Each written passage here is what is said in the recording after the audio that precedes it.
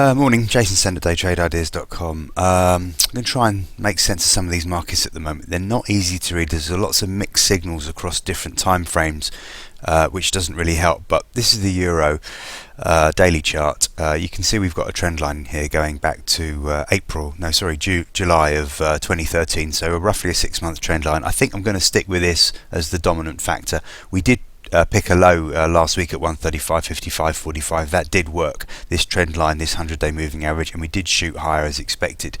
We've been struggling lately around, we had our selling opportunity at the 136 sort of 80-85 area, and that has certainly held things, but we haven't really sold off. And stochastics wise, we look positive. We've bounced off 100-day moving average and the 6-month trend line, so I'm going to stay with a positive view on this.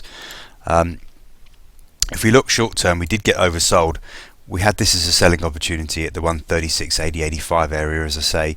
That did work. We did sell off yesterday back down to 136.34, just above the 136.30 support level I had, which was just a fib area here.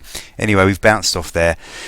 So we're really going to have to get through 136.80-85 area. If we do, we can start pushing higher again, and we'll be looking at 137.20, possibly 137.50-55. Now you can see I've got a shorter term trend line here.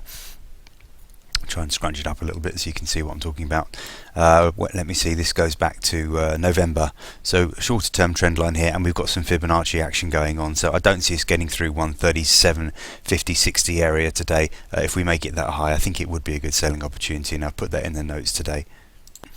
You can see how buying a break above that 137.90 area does give us quite a clear run up to 137.20 at least, and possibly as far as 137.50. So if you like buying a breakout, that would be the trade to do for the euro today. Again, good support down at the 136.35.30 area, 136.30.35, that little band there. But if we start to break lower, then we could be targeting the 135.90 area. Anyway, we'll worry about that nearer the time if it happens. Cable, pound versus the dollar is even trickier to read. We've got this weekly chart here, and you can see that this trend line, which is a couple of years old, has really worked well. I've been banging on about this one for weeks, and you can see for weeks it's just held this 1, 2, 3, 4, 5, 6, 7 weeks. This trend line's held us back. We've not managed to close above it once in the last 2 months, and again this week it's held. And I really do think sooner or later that this market is going to turn lower, but you just can't time it on the weekly chart. So while we wait for this break lower, you've got to look at the daily chart and see that we have got this pretty good long-term trend line. It goes all the way back to July again, just like that euro. So as long as we hold this trend line, you can be positive. It is worth trying longs, I think, around the 163.80-70 area. If we break yesterday's low of 163.47, then we're going to have to turn negative. It means the trend line's been broken, and I would be quite bearish, and I'll show you why in a minute.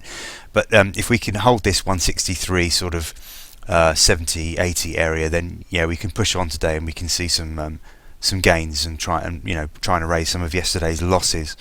That's the weekly chart. If I show you the 4-hour chart, now I think this is a head and shoulders top forming. You see this left shoulder here. You've got the head in the middle, and I think we're forming a right shoulder. So the worry is a break lower today, not only of the upper trend line, 6-month trend line. A break lower doesn't just break that, but it also confirms this head and shoulders pattern. So this is seriously negative, and this is why I'm concerned about cable. So we've got to be ready to go with a break below yesterday's low of 163.45, and we could see this plunge quite sharply then.